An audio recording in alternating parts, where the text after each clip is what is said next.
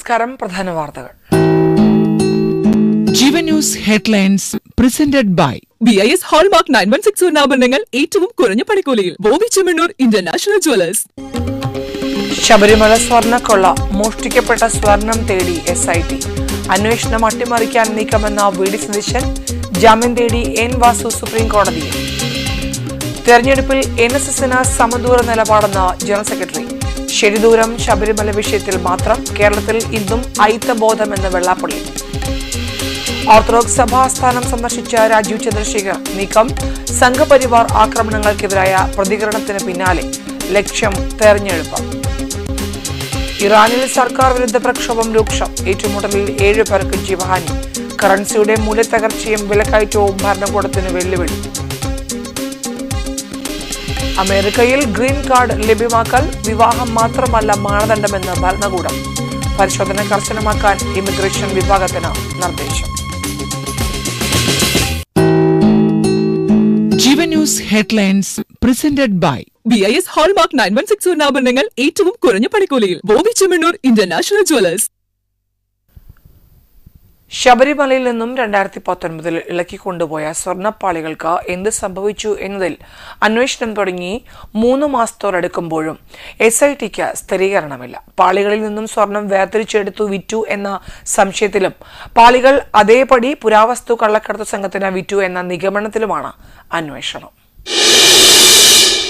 ശബരിമലയിൽ നിന്നും ശേഖരിച്ച സാമ്പിളുകൾ പങ്കജ് ഭണ്ഡാരിയിൽ നിന്നും ഗോവർദ്ധനിൽ നിന്നും പിടിച്ചെടുത്ത സ്വർണവുമായി നടത്തുന്ന ശാസ്ത്രീയ പരിശോധനാ ഫലം നിർണായകമാകും.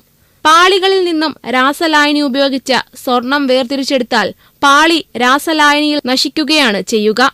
അങ്ങനെയെങ്കിൽ പഴയ പാളിയുടെ അളവിലുള്ള പുതിയ ചെമ്പ് പാളികൾ വീണ്ടും സ്വർണം പൂശി ശബരിമലയിൽ സ്ഥാപിച്ചു എന്നാണ് SITയുടെ പ്രധാന സംശയം. അതേസമയം ശബരിമലയിൽ കൂടുതൽ സ്വർണ്ണക്കൊള്ള നടന്നിട്ടുണ്ടെന്നാണ് പ്രത്യേക അന്വേഷണ സംഘത്തിന്റെ റിപ്പോർട്ട്. ശബരിമല ശ്രീകോവിൽ വാതിലിന്റെ കട്ടിളയിൽ ഘടിപ്പിച്ചിരിക്കുന്ന ദശാവതാരങ്ങൾ ആലേഖനം ചെയ്തിരിക്കുന്ന 2 ചെമ്പുപാളികളിലും രാശിചിഹ്നങ്ങൾ ആലേഖനം ചെയ്തിരിക്കുന്ന 2 ചെമ്പുപാളികളിലും കട്ടിളപ്പാളികൾക്ക് മുകളിലെ ശിവരൂപത്തിൽ ഉൾപ്പെടെ 7 പാളികളിലെയും സ്വർണം നഷ്ടമായെന്നാണ് അന്വേഷണ സംഘത്തിന്റെ കണ്ടെത്തൽ. കൊല്ലം വിജിലൻസ് കോടതിയിൽ SIT സമർപ്പിച്ച പകർപ്പിലാണ് സുപ്രധാന കണ്ടെത്തൽ. News desk Jeevan. ശബരിമല സ്വർണ്ണക്കൊള്ളക്കേസിൽ ഉന്നതരുടെ പങ്കിനെക്കുറിച്ച് അന്വേഷണം വേഗത്തിലാക്കും. ദേവസ്വം ബോർഡ് മുൻ പ്രസിഡന്റ് PS പ്രശാന്തിനെയും UDF കൺവീനർ അടൂർ പ്രകാശിനെയും ചോദ്യം ചെയ്യൽ ഉടനുണ്ടാകുമെന്നാണ് സൂചന. ദേവസ്വം ബോർഡ് പ്രസിഡന്റായിരിക്കെ PS പ്രശാന്ത് ഉണ്ണികൃഷ്ണൻ പോറ്റിക്ക് വഴിവിട്ട സഹായം ചെയ്തിട്ടുണ്ടോ എന്നാണ് അന്വേഷണ സംഘം പരിശോധിക്കുന്നത്. സ്വർണ്ണപ്പാളികൾ കൊടുത്തുവിട്ടതിൽ സ്പെഷ്യൽ കമ്മീഷണറെ അറിയിക്കാത്തത് മാത്രമാണ് ദേവസ്വം ബോർഡിന്റെ ഭാഗത്തു നിന്നുണ്ടായ വീഴ്ചയെന്നാണ് പ്രശാന്ത് അന്വേഷണ സംഘത്തിന് നൽകിയിരിക്കുന്ന മൊഴി. ഉണ്ണികൃഷ്ണൻ പോറ്റിയുമായുള്ള ബന്ധത്തെക്കുറിച്ച് അറിയാനാണ് അടൂർ പ്രകാശിനെ ചോദ്യം ചെയ്യുക. വിഗ്രഹക്കടത്തിലും വിവരം തേടുകയാണ് SIT. പ്രവാസി വ്യവസായിയിൽ നിന്നും കൂടുതൽ വിവരം പ്രത്യേക അന്വേഷണ സംഘം ചോദിച്ചറിയുന്നുണ്ട്. News desk Jeevan. Sabarimala സ്വർണ്ണക്കൊള്ളക്കേസിൽ ജാമ്യത്തിനായി Devaswom board മുൻ പ്രസിഡന്റ് N വാസു സുപ്രീം കോടതിയെ സമീപിച്ചു. അന്വേഷണവുമായി പൂർണ്ണമായി സഹകരിച്ചെന്ന് വാസു കോടതിയിൽ വ്യക്തമാക്കി. ഹർജി വൈകാതെ കോടതി പരിഗണിച്ചേക്കും. സ്വർണ്ണക്കൊള്ളയുമായി ബന്ധപ്പെട്ട കേസിൽ അറസ്റ്റിലായ മുൻ ദേവസ്വം കമ്മീഷണറായ N വാസു കേസിൽ 3ാം പ്രതിയാണ്. ശബരിമല കട്ടിളപ്പാളിയിൽ സ്വർണം പൊതിഞ്ഞതായി രേഖകളില്ലെന്ന് N വാസു ഹൈക്കോടതിയെ അറിയിച്ചു. ദേവസ്വം രേഖകളിൽ സ്വർണം പൂശിയതായോ പൊതിഞ്ഞതായോ ഇല്ലെന്ന് വാസുവിന്റെ അഭിഭാഷകൻ കോടതിയിൽ വാദിച്ചു. വാസുവിന്റെ ജാമ്യ ഹർജിയിൽ വാദം കേൾക്കുന്നതിനിടെയായിരുന്നു അഭിഭാഷകന്റെ ഈ പരാമർശം. ഇതു കേട്ട കോടതി അങ്ങനെയെങ്കിൽ ഈ കേസ് തന്നെ ഇല്ലല്ലോ എന്ന് മറുപടി നൽകി. ശബരിമലയിലെ കമ്മീഷണറായിരുന്ന വാസുവിന് അവിടെയുള്ള കാര്യങ്ങളെക്കുറിച്ച് ധാരണ ഉണ്ടാകേണ്ടിയിരുന്നുവെന്നും അവിടെ നേരത്തെ സ്വർണം പൂശിയ കാര്യം വാസു അറിഞ്ഞിരിക്കേണ്ടതായിരുന്നുവെന്നും കോടതി പറഞ്ഞു. സ്വർണം പൂശാനുള്ള കത്ത് ദേവസ്വം ബോർഡിലേക്ക് കൈമാറുമ്പോൾ മുൻപ് സ്വർണം പൊതിഞ്ഞതായിരുന്നുവെന്ന് രേഖപ്പെടുത്തേണ്ടതായിരുന്നുവെന്നും കോടതി നിരീക്ഷിച്ചു. എന്നാൽ ഇതിനിടെയാണ് പുതിയ വാദവുമായി അഭിഭാഷകനെത്തിയത്. എന്നാൽ കട്ടിളപ്പാളി സ്വർണം പൊതിഞ്ഞിരുന്നുവെന്നാണ് SITയുടെ കണ്ടെത്തൽ. News desk Jeevan. ശബരിമല സ്വർണ്ണക്കൊള്ള അന്വേഷിക്കുന്ന പ്രത്യേക സംഘത്തിന് മേൽ സർക്കാർ അമിതമായി സമ്മർദ്ദം ചെലുത്തുകയാണെന്ന് പ്രതിപക്ഷ നേതാവ് VD സതീശൻ. ഉണ്ണികൃഷ്ണൻ പോറ്റിക്കൊപ്പം ഫോട്ടോ എടുത്താൽ കേസിൽ ആരും പ്രതിയാകില്ല. ജയിലിലായ 3 പേരെ എന്തുകൊണ്ട് CPM പുറത്താക്കുന്നില്ലെന്നും അദ്ദേഹം ചോദിച്ചു. കടുത്ത CPM-കാരനായ ഒരു ഉദ്യോഗസ്ഥന്റെ അറിവോടുകൂടിയാണ് CPM പക്ഷപാതികളായ 2 പേരെ ഇപ്പോൾ SIT-യിൽ വെച്ചിരിക്കുന്നത്. അപ്പോൾ അവിടെ നടക്കുന്ന കാര്യങ്ങൾ, അറസ്റ്റിന്റെ മൂവ്മെന്റ് ഉണ്ടെങ്കിൽ അല്ലെങ്കിൽ ആരെങ്കിലും ചോദ്യം ചെയ്യാനുള്ള മൂവ്മെന്റ് ഉണ്ടെങ്കിൽ അതെല്ലാം ചോർത്തി കൊടുക്കാൻ വേണ്ടി പാർട്ടി പക്ഷപാതികളായ കടുത്ത CPM പക്ഷപാതികളായ ആളുകൾ മുഖ്യമന്ത്രിയുടെ ഓഫീസിന്റെ നിർദ്ദേശപ്രകാരം ഓപ്പറേറ്റ് ചെയ്തിട്ടാണ് ഇതെല്ലാം ചെയ്യുന്നത്. ഇപ്പോഴും വിശ്വാസം ഉണ്ടെന്നാണ് പറഞ്ഞിരിക്കുന്നത്. പക്ഷെ അവരുടെ മീതെ മുഖ്യമന്ത്രിയുടെ ഓഫീസിന്റെ സമ്മർദ്ദമുണ്ട്. അവർ കോടതി നിയമിച്ച ആളുകളാണ്. അവർ സത്യസന്ധമായി അവരുടെ ജോലി ചെയ്യാൻ മുഖ്യമന്ത്രിയുടെ ഓഫീസ് സമ്മതിക്കുന്നില്ല. ഈ അയ്യപ്പന്റെ സ്വർണം കവർന്നതിന് ജയിലിൽ പോയ ആളുകളെ ഇപ്പോഴും MV ഗോവിന്ദനും പിണറായി വിജയനും സംരക്ഷിക്കുന്നു. വടക്കാഞ്ചേരിയിൽ ലീഗ് സ്വതന്ത്രൻ LDF-ന് ബ്ലോക്ക് പഞ്ചായത്ത് പ്രസിഡന്റ് തെരഞ്ഞെടുപ്പിൽ വോട്ട് ചെയ്യാൻ 50 ലക്ഷം രൂപ വാഗ്ദാനം ചെയ്തുവെന്ന ആരോപണം. സംഭവത്തിൽ കോൺഗ്രസ് വിജിലൻസിൽ പരാതി നൽകി. വിജിലൻസ് പ്രാഥമിക അന്വേഷണം ആരംഭിച്ചു. അതേസമയം പറഞ്ഞത് തിരുത്തി ലീഗ് സ്വതന്ത്ര അംഗം പിന്നീട് രംഗത്തെത്തി. വടക്കാഞ്ചേരിയിൽ ലീഗ് സ്വതന്ത്രനായി മത്സരിച്ച ജാഫർ മാസ്റ്ററുടെ പേരിലുള്ള ശബ്ദരേഖയാണ് പുറത്തുവന്നത്. LDF തനിക്ക് പണം ഓഫർ ചെയ്തിട്ടുണ്ടെന്ന് ജാഫർ കോൺഗ്രസ് വരവൂർ മണ്ഡലം പ്രസിഡന്റ് മുസ്തഫയോട് സംസാരിച്ച സംഭാഷണം എന്ന പേരിലാണ് ശബ്ദരേഖ പ്രചരിക്കുന്നത്. എനിക്ക് 50 ലക്ഷത്തിന്റെ ഒരു ഓഫർ കിട്ടിയിട്ടുണ്ടെന്നും ലൈഫ് സെറ്റിലാക്കാനാണ് ഞാൻ ജീവിക്കുന്നതെന്നും മുസ്തഫയുടെ ശബ്ദരേഖയിൽ പറയുന്നുണ്ട്. വെള്ളിയാഴ്ച രാവിലെയാണ് ഫോൺ സംഭാഷണം പുറത്തുവന്നത്. അതേസമയം ജാഫർ ചതിക്കുമെന്ന് പ്രതീക്ഷിച്ചിരുന്നില്ലെന്ന് കോൺഗ്രസ് വരവൂർ മണ്ഡലം പ്രസിഡന്റ് മുസ്തഫ പറഞ്ഞു. ധൈര്യമുണ്ടെങ്കിൽ CPM ബ്ലോക്ക് പഞ്ചായത്ത് പ്രസിഡന്റ് സ്ഥാനം രാജിവെച്ച് തെരഞ്ഞെടുപ്പിനെ നേരിടണമെന്നും മുസ്തഫ പറഞ്ഞു. ഇക്കാര്യത്തിൽ ജാഫറിനെതിരെ നടപടിയുണ്ടാകും. ജാഫർ ഈ പണം സ്വീകരിക്കുമെന്ന് ഉറപ്പാണെന്നും മുസ്തഫ പറഞ്ഞു. സംഭവത്തിൽ കോൺഗ്രസ് നേതാവും അടാട്ട് പഞ്ചായത്ത് പ്രസിഡന്റുമായ അനിൽ അക്കര വിജിലൻസിന് പരാതി നൽകി. ജാഫറിന്റെ വോട്ടിൽ LDF ഭരണം പിടിച്ചിരുന്നു. ന്യൂസ് ഡെസ്ക് ജീവൻ. വടക്കാഞ്ചേരി ബ്ലോക്ക് പഞ്ചായത്ത് തെരഞ്ഞെടുപ്പുമായി ബന്ധപ്പെട്ട വിവാദത്തിൽ വിശദീകരണവുമായി മുസ്ലിം ലീഗ് സ്വതന്ത്രനായ EU ജാഫർ. ഒരു CPM-കാരൻ പോലും പണം വാഗ്ദാനം ചെയ്ത് വിളിച്ചിട്ടില്ലെന്ന് ജാഫർ പറഞ്ഞു. 1 രൂപ പോലും ആരുടെ കയ്യിൽ നിന്നും വാങ്ങിച്ചിട്ടില്ല. ബ്ലോക്ക് പഞ്ചായത്ത് ഭരണം കിട്ടാൻ ആരെങ്കിലും 50 ലക്ഷം രൂപ വാഗ്ദാനം ചെയ്യുമോ എന്ന് അദ്ദേഹം ചോദിച്ചു. എല്ലാ UDF നേതാക്കളെയും വിളിച്ചിട്ട് തന്നെയാണ് വോട്ട് ചെയ്യാൻ കയറിയതെന്നും വഞ്ചിക്കാൻ ശ്രമിച്ചിട്ടില്ലെന്നും ജാഫർ പറഞ്ഞു. ഞാനിത് ചെയ്യുകയാണെങ്കിൽ നിങ്ങൾ ചിന്തിക്കുക, ഞാൻ ചെയ്യുകയാണെങ്കിൽ ഞാനത് പൊതുസമൂഹത്തിന് മുന്നിൽ വിളിച്ച് പറയേണ്ട കാര്യമുണ്ടോ? ഇല്ല, ഞാനത് ചെയ്തിട്ടില്ല. അത് 100% എനിക്ക് ഞാൻ ഷുവറായിട്ട് ആരുടെ മുന്നിൽ ഞാൻ പറയും. ജസ്റ്റ് സംഭവിച്ചു അവിടെ പ്രശ്നം. അതാണ് നല്ല ബന്ധത്തിലാണ്. അതെങ്ങനെ നിങ്ങൾ കൂടെ നടക്കുന്നവർക്ക് പണി കൊടുക്കും? അതാ പറയണേ. ഞാനതും അത് ഞാൻ പറഞ്ഞല്ലോ. അതാ ഞാൻ പറഞ്ഞത്. ഞാനിത് ഷാനവാസ് നിങ്ങൾ തമ്മിൽ അതിൽ വ്യക്തിപരമായ പ്രശ്നം ഉണ്ടായിരുന്നു? ഒരു പ്രശ്നവുമില്ല. ഷാനവാസ് മത്സരിച്ച പൂച്ചികളയാന്ന് അങ്ങനെ ഒരു തീരുമാനം ഉണ്ടായിരുന്നു? ഷാനവാസ് മത്സരിക്കുന്ന വേറെ സ്ഥലത്താണ്, വേറെ പ്രസിഡന്റ് ആവുന്നില്ലേ? ഇല്ല ഷാനവാസ് ഇല്ല. അത് ജസ്റ്റ് അത് ഞാൻ പറഞ്ഞല്ലോ, ഫ്രണ്ട്ലി ടോക്ക് എന്നുള്ള രീതിയിൽ മാത്രമാണ് സംസാരിച്ചിട്ടുള്ളൂ. കാരണം നിങ്ങളോട് തിരുത്താൻ ശ്രമിക്കുന്നുണ്ട്. നിങ്ങൾ മുസ്തഫ തിരുത്താൻ ശ്രമിക്കുന്നുണ്ട്. തമാശ പറയില്ലേ?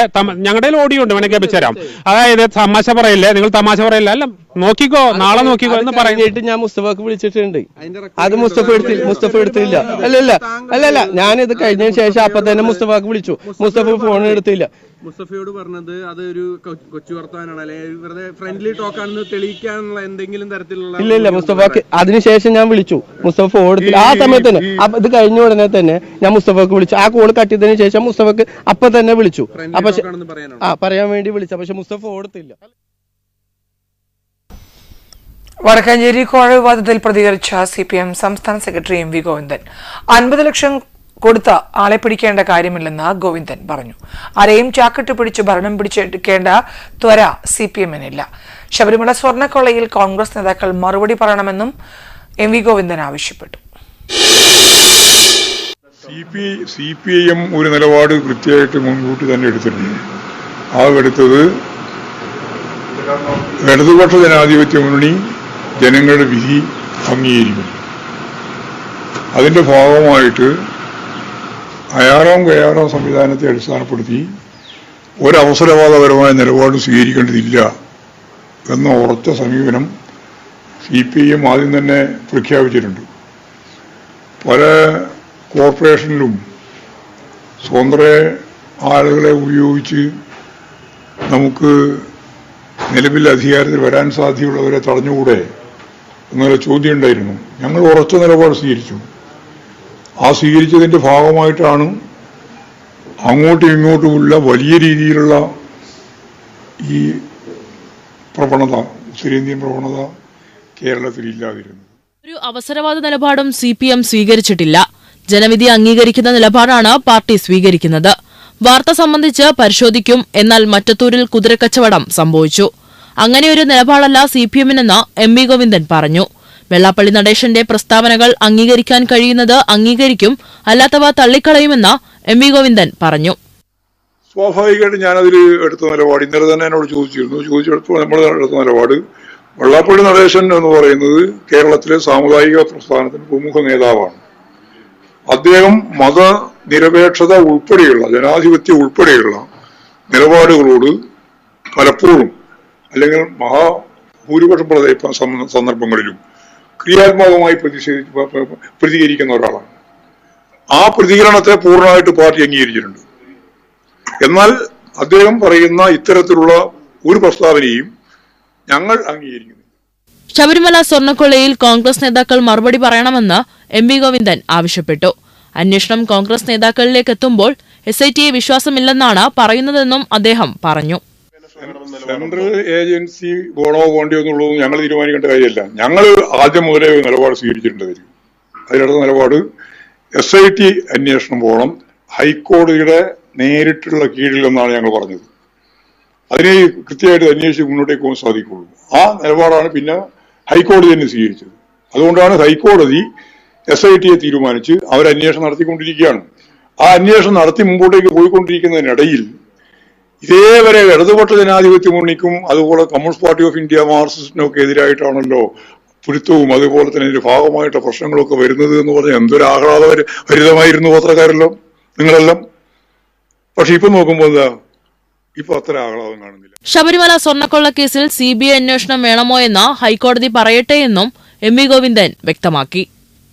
ന്യൂസ് ഡെസ്ക് ജീവൻ. LDFനോ ഏതെങ്കിലും പാർട്ടിക്കോ മാർക്കിടാനോ തെറ്റും ശരിയും പറയാനോ ആരും വെള്ളാപ്പള്ളി നടേശനെ ഏൽപ്പിച്ചിട്ടില്ലെന്ന് CPI സംസ്ഥാന സെക്രട്ടറി ബിനോയ് വിശ്വം. ബിനോയ് വിശ്വമല്ല, പിണറായി വിജയൻ. അദ്ദേഹത്തിന്റെ കാഴ്ചപ്പാടും നിലപാടും അദ്ദേഹം പറയും. ജനങ്ങൾക്ക് എല്ലാവരെയും അറിയാം, അവർക്ക് കമ്മ്യൂണിസ്റ്റ് പാർട്ടിയെയും അറിയാമെന്നും ബിനോയ് വിശ്വം വ്യക്തമാക്കി.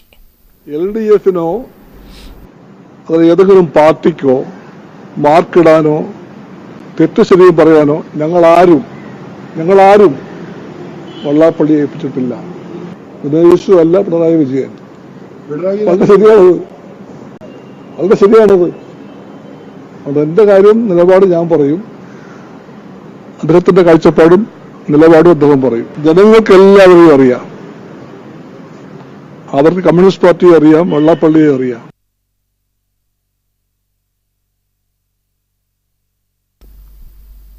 വെള്ളാപ്പള്ളി നടേശനെ മുഖ്യമന്ത്രി കാറിൽ കയറ്റിയത് സംബന്ധിച്ച വിവാദത്തെ വിമർശിച്ച SNDP യോഗം മുഖമാസികയായ യോഗനാഥം. യാത്രാ വിവാദത്തിൽ തെളിയുന്നത് തൊട്ടുകൂടായ്മയുടെ വികൃത മുഖമെന്നാണ് വിമർശനം. CPIക്കെതിരെയും യോഗനാഥത്തിൽ വിമർശനമുണ്ട്.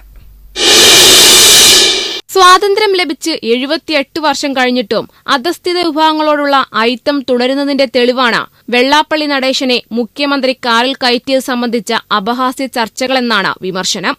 ഈഴവ പിന്നാക്ക വിഭാഗങ്ങളാണ് CPMന്റെയും CPIയുടെയും നട്ടല്ല. CPIയുടെ നവനേതൃത്വത്തിനിപ്പോൾ ആ ബോധമില്ലെന്നാണ് യോഗനാഥത്തിൽ വിമർശനം.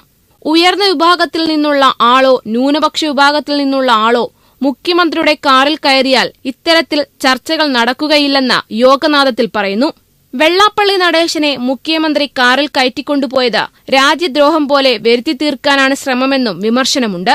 പരിഹാസങ്ങൾക്കും വിമർശനത്തിനും കാരണം പിന്നാക്കക്കാരനെ കാറിൽ കയറ്റിയതു മാത്രമാണെന്നും പിന്നാക്ക സമുദായത്തിന് ലഭിക്കുന്ന അംഗീകാരം ഉൾക്കൊള്ളാൻ സാധിക്കാത്തതിന്റെ വേദനയായി മാത്രമേ വിവാദത്തിൽ കാണുന്നുള്ളൂ എന്നും ലേഖനത്തിൽ പറയുന്നു. മുസ്ലിം ലീഗിനെയും ലേഖനത്തിൽ വിമർശിക്കുന്നുണ്ട്.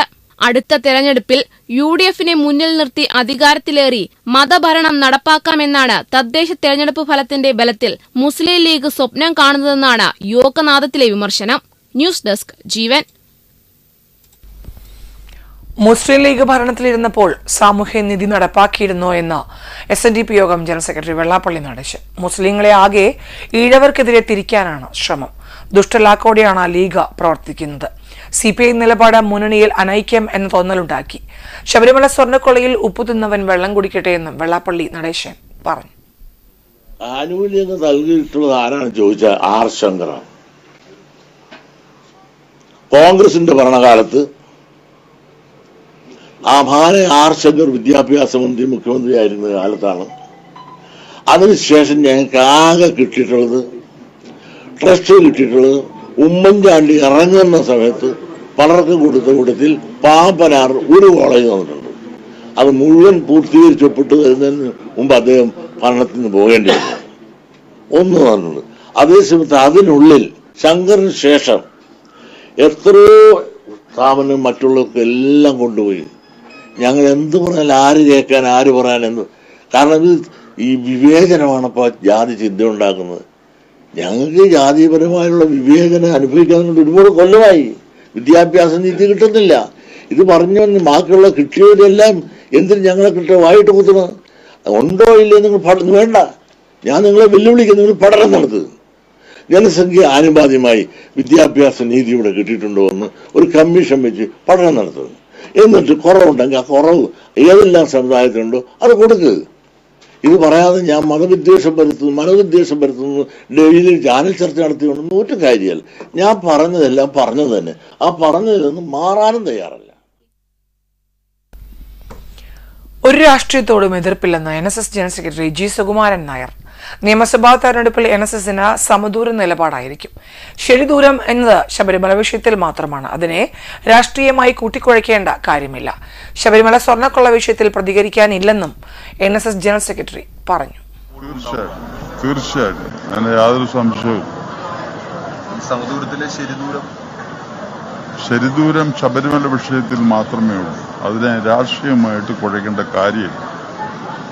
ആ കാര്യത്തിൽ നമ്മളൊരു ശരിദൂരം ഉണ്ട്. ബാക്കി എല്ലാ കാര്യങ്ങളും സമദൂരം തന്നെയാണ്.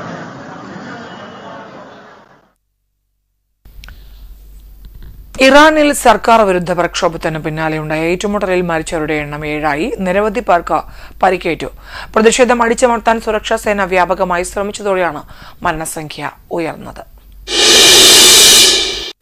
ഇസ്രയേലിന് മേൽ ആയുധോപരോധം വേണമെന്ന യൂറോപ്യൻ യൂണിയനോട് വേൾഡ് കൌൺസിൽ ഓഫ് ചർച്ചസ് ആവശ്യപ്പെട്ടു. ഹമാസ് ബന്ധം ആരോപിച്ച് UN ഏജൻസികൾ ഉൾപ്പെടെ 37 അന്താരാഷ്ട്ര ഏജൻസികളുടെ ലൈസൻസ് റദ്ദാക്കിയ ഇസ്രയേൽ നടപടിക്കെതിരെ ലോകവ്യാപകമായി പ്രതിഷേധമുയരുകയാണ്. 2 വർഷത്തിലേറെ നീണ്ട യുദ്ധവും സമീപകാല പ്രകൃതിക്ഷോഭങ്ങളും തകർത്ത ഗാസയിൽ ജനങ്ങളുടെ ജീവിതം കൂടുതൽ ദുരിതപൂർണമാക്കുന്നതാകും ഈ നീക്കം. ഡോക്ടേഴ്സ് വിത്തൌട്ട് ബോർഡേഴ്സിന്റെ മെഡിക്കൽ കെയർ ചാരിറ്റിയായ MSF അടക്കമുള്ളവയ്ക്കാണ് വിലക്ക്. UN ചാർട്ടറിന് വിരുദ്ധമായ തീരുമാനമാണിതെന്നും ഗാസയിലെ മാനുഷിക പ്രതിസന്ധി ഇതോടെ കൂടുതൽ തീവ്രമാകുമെന്നും ആംനസ്റ്റി ഉൾപ്പെടെ അന്താരാഷ്ട്ര മനുഷ്യാവകാശ സംഘടനകൾ കുറ്റപ്പെടുത്തി. അതിനിടെ റഫ ക്രോസിംഗ് വീണ്ടും തുറക്കുവാൻ തയ്യാറെടുക്കുന്നതായി ഇസ്രായേൽ മാധ്യമങ്ങൾ റിപ്പോർട്ട് ചെയ്തു. UN പ്രസിഡന്റ് ഡൊണാൾഡ് ട്രംപിന്റെ സമ്മർദ്ദത്തിന്റെ ഫലമായാണ് തീരുമാനം വന്നതെന്നാണ് റിപ്പോർട്ട്. ഗാസയിലെ പാലസ്തീനികളെ സംബന്ധിച്ചിടത്തോളം പുറം ലോകവുമായുള്ള ഏകബന്ധമാണ് റഫ ക്രോസിംഗ്. ഖാൻ യൂനിസിലും മറ്റും ഇസ്രായേൽ ആക്രമണത്തിൽ 2 പേർ കൊല്ലപ്പെട്ടു. ഇതോടെ വെടിനിർത്തൽ ലംഘിച്ചുള്ള ആക്രമണങ്ങളിൽ കൊല്ലപ്പെട്ട പാലസ്തീൻകാരുടെ എണ്ണം 415ആയി. അതിശൈത്യം കാരണം ഒരു കുഞ്ഞും മരിച്ചതായി അധികൃതർ അറിയിച്ചു. ഇസ്രായേലിനെതിരെ ഉപരോധങ്ങളും ആയുധ ഉപരോധവും ഏർപ്പെടുത്താൻ world council of churches European യൂണിയനോട് ആവശ്യപ്പെട്ടു. ന്യൂസ് ഡെസ്ക് ജീവൻ.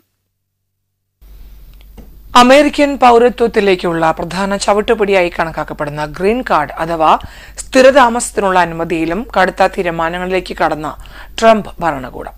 ഇനി വിവാഹത്തിലൂടെ മാത്രം എളുപ്പത്തിൽ ഗ്രീൻ കാർഡ് ലഭിക്കില്ലെന്ന് ഇമിഗ്രേഷൻ വിദഗ്ധർ മുന്നറിയിപ്പ് നൽകി. US പൗരനെയോ പൗരയെയോ വിവാഹം കഴിക്കുന്നത് ഗ്രീൻ കാർഡിന് അപേക്ഷിക്കാനുള്ള അർഹത നൽകുന്നുണ്ടെങ്കിലും അത് ലഭിക്കുമെന്ന് ഇനി യാതൊരു ഉറപ്പുമില്ലെന്ന് പ്രമുഖ ഇമിഗ്രേഷൻ അറ്റോർണി ബ്രാഡ് ബേൺസ്റ്റീൻ വ്യക്തമാക്കി. കുടിയേറ്റ ആനുകൂല്യങ്ങൾക്കായി മാത്രമുള്ള വിവാഹങ്ങൾ തടയാൻ ട്രംപ് ഭരണകൂടം കർശന നിയന്ത്രണങ്ങൾ ഏർപ്പെടുത്തുന്നതിന്റെ ഭാഗമായാണിത്. വിവാഹത്തെ അടിസ്ഥാനമാക്കിയുള്ള ഗ്രീൻ കാർഡ് അപേക്ഷകളിൽ ഇമിഗ്രേഷൻ ഉദ്യോഗസ്ഥർ അതീവ ജാഗ്രതയോടെയുള്ള പരിശോധനകളായിരിക്കും ഇനി നടത്തുക. വിവാഹം നിയമപരമാണോ എന്ന് മാത്രമല്ല, അത് യാഥാർത്ഥ്യമാണോ അതോ രേഖകളിൽ മാത്രമുള്ളതാണോ എന്ന് ഉദ്യോഗസ്ഥർ ഉറപ്പുവരുത്തും. അപേക്ഷകർ തമ്മിലുള്ള ബന്ധത്തിന്റെ ആഴവും വിശ്വാസ്യതയും ബോധ്യപ്പെട്ടാൽ മാത്രമേ ഗ്രീൻ കാർഡ് അനുവദിക്കൂ. കുടിയേറ്റ നിയമങ്ങളിലെ പഴുതുകൾ ഉപയോഗിച്ച് പൌരത്വം നേടാനുള്ള ശ്രമങ്ങളെ ഇല്ലാതാക്കുകയാണ് പുതിയ നീക്കത്തിലൂടെ ലക്ഷ്യമിടുന്നത്. വിവാഹിതരായ ശേഷം ദമ്പതികൾ ഒരുമിച്ച് താമസിക്കുന്നുണ്ടോ എന്ന കാര്യത്തിലായിരിക്കും ഉദ്യോഗസ്ഥർ പ്രധാനമായും ശ്രദ്ധ കേന്ദ്രീകരിക്കുക.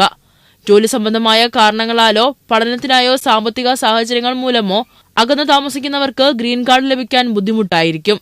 ഇത്തരം കാരണങ്ങളൊന്നും ഇമിഗ്രേഷൻ വിഭാഗം മുഖവിലക്കെടുക്കില്ലെന്നും ഭാര്യ ഭർത്താക്കന്മാരായി ഒരുമിച്ച് ജീവിക്കുന്നുണ്ടോ എന്ന് മാത്രമാണ് പരിശോധിക്കുകയെന്നും ബ്രാഡ് ബേൺസ്റ്റീൻ മുന്നറിയിപ്പ് നൽകി. നിയമപരമായ വിവാഹമെന്നാൽ ദമ്പതികൾ ഒരു മേൽക്കൂരയ്ക്ക് താഴെ താമസിക്കണമെന്നാണ് ഇമിഗ്രേഷൻ നിയമങ്ങൾ വ്യവസ്ഥ ചെയ്യുന്നത്. ഒരുമിച്ചല്ലാതെ താമസിക്കുന്നത് വിവാഹ തട്ടിപ്പായി കണക്കാക്കി അപേക്ഷ നിരസിക്കാനും കൂടുതൽ നിയമ നടപടികൾ സ്വീകരിക്കാനും സാധ്യതയുണ്ട്. കുടിയേറ്റ ആനുകൂല്യങ്ങൾ ലക്ഷ്യമിട്ട് മാത്രമാണോ വിവാഹം കഴിച്ചതെന്ന് നിർണ്ണയിക്കാൻ ദമ്പതികളുടെ മൊത്തത്തിലുള്ള ജീവിത രീതിയും ബന്ധവും പരിശോധിക്കും. ഗ്രീൻ കാർഡ് നേടാനുള്ള എളുപ്പവഴിയായി വിവാഹത്തെ കാണുന്നവർക്ക് പുതിയ കർശന നിബന്ധനകൾ വലിയ തിരിച്ചടിയാകുമെന്നാണ് വിലയിരുത്തപ്പെടുന്നത്. ന്യൂസ് ഡെസ്ക് ജീവൻ. ഓർത്തഡോക്സ് സഭാധ്യക്ഷനെ കണ്ട ബിജെപി സംസ്ഥാന അധ്യക്ഷൻ രാജീവ് ചന്ദ്രശേഖർ ക്രൈസ്തവർക്കെതിരായ അതിക്രമത്തിൽ ബെസേലിയൂസ് മാർത്തോമ മാത്യൂസ് ദ്വിതീയൻ കാതോലിക്ക ബാവ രൂക്ഷ വിമർശനം ഉന്നയിച്ചതിന് പിന്നാലെയാണ് ബിജെപി നേതാക്കൾ കൂടിക്കാഴ്ചയ്ക്കായി ദേവലോകം അരമനയിൽ എത്തിയത്. RSSന്റെ പോഷക സംഘടനകളായ ബജ്രംഗ് ദളും VHPയും മതന്യൂനപക്ഷങ്ങളെ ആക്രമിക്കുകയാണെന്നും മതഭ്രാന്തന്മാരെ നിയന്ത്രിക്കാൻ ഭരണകർത്താക്കൾക്കാണ് ഉത്തരവാദിത്വമെന്നും കത്തോലിക്ക ബാവ പറഞ്ഞിരുന്നു. കന്യാസ്ത്രീകൾക്കെതിരായ ആക്രമണത്തിന് പിന്നാലെ ഇപ്പോൾ വൈദികരായി ആക്രമണത്തിന്റെ ഇരകൾ. ആക്രമണകാരികൾ പള്ളിക്കകത്ത് കയറാനും അധികം താമസമില്ല. പള്ളിക്കുള്ളിലെ ആരാധനയ്ക്ക് നേരെയായിരിക്കും ഇനിയുള്ള ആക്രമണം ഉണ്ടാവുകയെന്നും കത്തോലിക്ക ബാവ പറഞ്ഞിരുന്നു. ആലയങ്ങൾ നിർമ്മിക്കുവാനോ ആരാധിക്കുവാനോ ഉള്ള സ്വാതന്ത്ര്യം എല്ലാ മതങ്ങൾക്കും ഒരുപോലെ തന്നെ ദൈവം നൽകുന്നതാണ്, അല്ലെങ്കിൽ ഈ ഭരണഘടന നൽകുന്നതാണ്. അതിന് വിപരീതമായി പ്രവർത്തിക്കാൻ ഏതാനും ചില തീവ്രവാദികൾക്കോ ടെററിസ്റ്റ് ഗ്രൂപ്പുകൾക്കോ അവകാശമില്ല.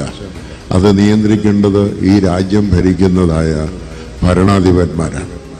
അവരതിനെതിരെ ശബ്ദമുയർത്താതെ അതിനെ അപലപിക്കാതെ ഇരിക്കുന്നതായ സമയത്ത് ഇത് അവരുടെ പദ്ധതിയുടെ ഒരു ഭാഗമാണെന്ന് മാത്രമേ ക്രിസ്ത്യാനികൾക്ക് അല്ലെങ്കിൽ ന്യൂനപക്ഷങ്ങൾക്ക് മനസ്സിലാക്കാൻ സാധിക്കും.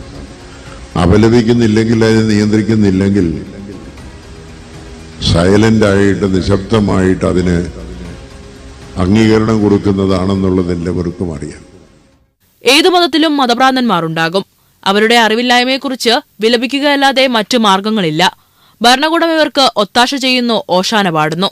അത്തരം ഭരണകൂടമുള്ളപ്പോൾ ന്യൂനപക്ഷങ്ങൾ തമസ്കരിക്കപ്പെടും. മതഭ്രാന്തന്മാരെ നിയന്ത്രിക്കാൻ ഭരണകർത്താക്കൾക്കാണ് ഉത്തരവാദിത്വം. ഇവിടുത്തെ ക്രിസ്ത്യാനികൾ ഇവിടെ ജനിച്ചു വളർന്ന രാജ്യത്തെ പൌരന്മാരാണ്. ഇവിടെയുള്ളവർ ഇന്ത്യൻ ഒറിജിനാണ്. മുസ്ലിങ്ങളും അങ്ങനെയാണ്. അവർക്കിവിടെ ജീവിക്കാനുള്ള അവകാശമുണ്ടെന്ന് കത്തോലിക്ക ബാവ പറഞ്ഞിരുന്നു. ഇതിനു പിന്നാലെയാണ് അനുനയ നീക്കവുമായി രാജീവ് ചന്ദ്രശേഖർ ഓർത്തഡോക്സ് സഭാ അധ്യക്ഷനെ കാണാനെത്തിയത്. ന്യൂസ് ഡെസ്ക് ജീവൻ. പുതുവത്സരാഘോഷത്തിൽ 125.64 കോടിയുടെ മദ്യം വിറ്റ ബാഫ്കോ. മദ്യവിൽപ്പനയിൽ ഒന്നാമതെത്തിയത് കൊച്ചിയാണ്. തിരുവനന്തപുരമാണ് രണ്ടാമത്. പുതുവർഷത്തലേന്ന് ബിവറേജസ് കോർപ്പറേഷനെ മുൻവർഷത്തേക്കാൾ 16.93 കോടി രൂപയുടെ അധിക വിൽപ്പനയുണ്ടായി. ഔട്ട്ലെറ്റുകളിലും വെയർഹൌസുകളിലുമായി 125.64 കോടി രൂപയുടെ മദ്യമാണ് ഡിസംബർ 31 വിറ്റത്. 2024 ഡിസംബർ 31 വിൽപ്പന 108.71 കോടിയുടേതായിരുന്നു. കടവന്ത്ര ഔട്ട്ലെറ്റ് 1.17 കോടിയുടെ മദ്യം വിറ്റു. രണ്ടാം സ്ഥാനത്ത് പാലാരിവട്ടവും മൂന്നാം സ്ഥാനത്ത് എടപ്പാളുമാണ്. 4.61 ലക്ഷം രൂപയുടെ കച്ചവടവുമായി തൊടുപുഴ കഞ്ഞിക്കുഴി ഔട്ട്ലെറ്റ് ഏറ്റവും പിന്നിലായി. വിദേശ മദ്യവും ബിയറും വൈനുമായി 2.07 ലക്ഷം കേസാണ് ഈ ഡിസംബർ 31 വിറ്റുപോയത്. കഴിഞ്ഞ ഡിസംബർ 31 ഇത് 1.84 ലക്ഷം കേസായിരുന്നു വിൽപ്പന. ഈ സാമ്പത്തിക വർഷം ഇതുവരെ 15,717.88 കോടി രൂപയുടെ മദ്യമാണ് ബെവ്കോ വിറ്റത്. കഴിഞ്ഞ സാമ്പത്തിക വർഷം ഡിസംബർ 31 വരെ 14,765.09 കോടി രൂപയുടേതായിരുന്നു വിൽപ്പന. ന്യൂസ് ഡെസ്ക് ജീവൻ. റെയിൽവേ സ്റ്റേഷനുകളുടെ 500 മീറ്റർ ദൂരപരിധിയിൽ നിന്നും ബെഫ്കോ ഔട്ട്ലെറ്റുകൾ മാറ്റണമെന്ന റെയിൽവേയുടെ ആവശ്യം തള്ളി ബിവറേജസ് കോർപ്പറേഷൻ. മദ്യപർ റെയിൽവേ പരിസരത്ത് കയറുന്നത് തടയേണ്ടത് റെയിൽവേയാണെന്ന് ബെഫ്കോ വ്യക്തമാക്കി. സ്റ്റേറ്റ് സ്റ്റേഷൻ പരിസരത്ത് ബെവ്കോ ഔട്ട്ലെറ്റുകൾ ഉള്ളതിനാലാണ് മദ്യപർ വ്യാപകമായി ട്രെയിനിൽ കയറുന്നതെന്നും 17 ബെവ്കോ ഔട്ട്ലെറ്റുകൾ മാറ്റണമെന്നായിരുന്നു റെയിൽവേയുടെ ആവശ്യം. എന്നാൽ ഈ വാദം അംഗീകരിക്കാൻ ബെവ്കോ തയ്യാറായില്ല. യാത്രക്കാർ ട്രെയിനിൽ മദ്യപിച്ച് അക്രമമുണ്ടാക്കുന്നതിനെതിരെയാണ് ബിവറേജസ് കോർപ്പറേഷനെ റെയിൽവേ കത്തയച്ചത്.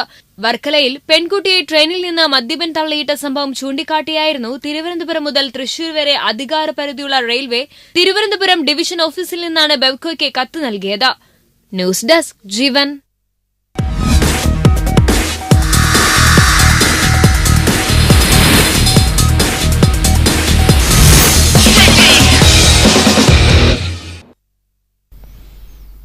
സന്തോഷ് ട്രോഫി അവസാനഘട്ട മത്സരങ്ങളിൽ കേരളത്തിന് കടുപ്പമേറിയ ഗ്രൂപ്പ്. ജനുവരി 21 മുതലാണ് മത്സരങ്ങൾക്ക് തുടക്കമാവുക. സന്തോഷ് ട്രോഫി അവസാന റൗണ്ട് മത്സരങ്ങൾക്കായുള്ള ഗ്രൂപ്പിൽ കേരളത്തിനൊപ്പം സർവീസസ്, പഞ്ചാബ്, റെയിൽവേസ്, ഒഡീഷ, മേഘാലയ ടീമുകളാണ് ഉള്ളത്. അസം ആതിഥേയത്വം വഹിക്കുന്ന ടൂർണമെന്റിന്റെ ഉദ്ഘാടന മത്സരത്തിൽ ഉത്തരാഖണ്ഡ് രാജസ്ഥാനെ നേരിടും. അതേസമയം ആദ്യ മത്സരത്തിൽ കേരളം പഞ്ചാബിനെ നേരിടും. ജനുവരി 22 രാവിലെ 9 ശിലാപദാർ ഫുട്ബോൾ സ്റ്റേഡിയത്തിലാണ് മത്സരം. ഫെബ്രുവരി 8 സന്തോഷ് ട്രോഫി ഫൈനൽ നിശ്ചയിച്ചിരിക്കുന്നത്.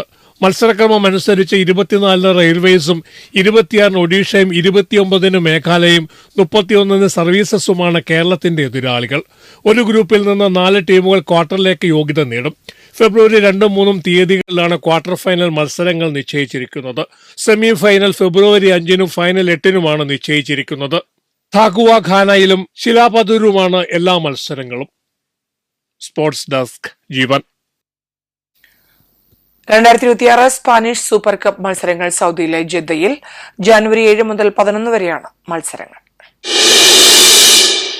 ഫുട്ബോളിലെ സ്പാനിഷ് വമ്പന്മാരായ Barcelona, Real Madrid, Atletico Bilbao ടീമുകൾ ടൂർണമെന്റിൽ പങ്കെടുക്കും. കിങ് അബ്ദുള്ള സ്പോർട്സ് സിറ്റിയിലെ അൽ ഇൻമ സ്റ്റേഡിയത്തിലാണ് മത്സരങ്ങൾ.